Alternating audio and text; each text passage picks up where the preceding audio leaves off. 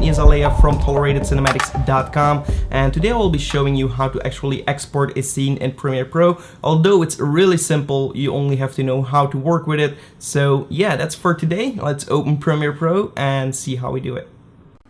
Alright, so here we are in Premiere Pro again. So I have my video, and let's say we have a complete edit. I will pick this sequence here. And now I want to render my sequence or my video.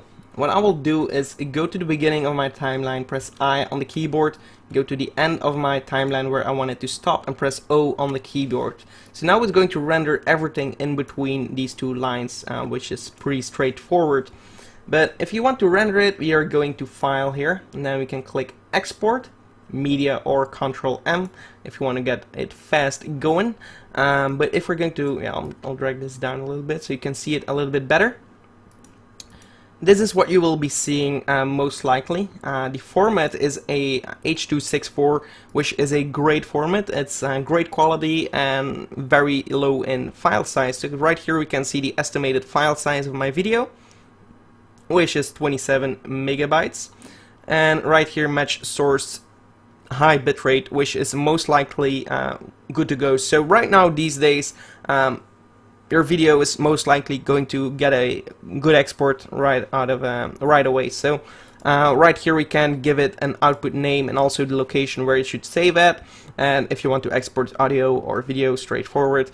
Once you have all these settings, you can also save this as a preset, so you can just go in here and pick one of these, for example. I also talked about how to publish to YouTube immediately from Premiere Pro, so you don't have to actually go to YouTube, upload a video, drag in your video, and stuff like that. So you just go in Premiere Pro, log into your video.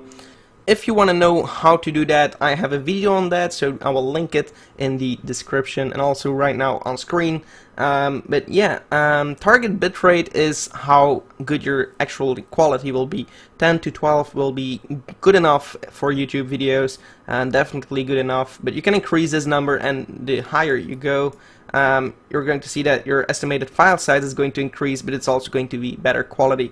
But to be honest, at 10 to 12, you're most likely not going to notice any difference. Of course, in these small parts of your video, in darker areas, you're going to see that there is more information if you increase this number. But for YouTube, it doesn't really matter because YouTube compresses it anyway. So this video is not VR. Apart from that, everything is actually a little bit too advanced. You can go in here for the audio. 48 Hertz is perfect. But yeah, apart from that, there's not too much to it, so it's really simple. What you can do is export immediately, and that's going to render your video in Premiere Pro, and it's going to not allow you to work in Premiere Pro while it's rendering. Or you can click on Queue, and that's going to open up Media Encoder, and all that's going to do is add it to a queue. So I'm going to delete my previous render, which has nothing to do with this tutorial, but right here again you see your settings. You can still tweak them if you want to, so right over here you can still tweak it.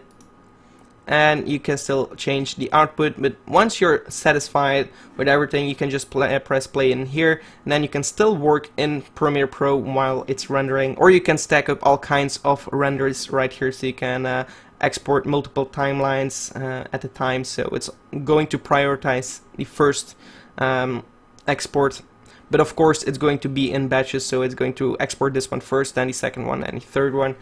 But yeah, so yeah, that's basically it for this video. It's really simple to export a video from Premiere Pro, but you have to know how. So thank you so much for watching. If you enjoyed this video, give it a like, and also subscribe to the channel for more.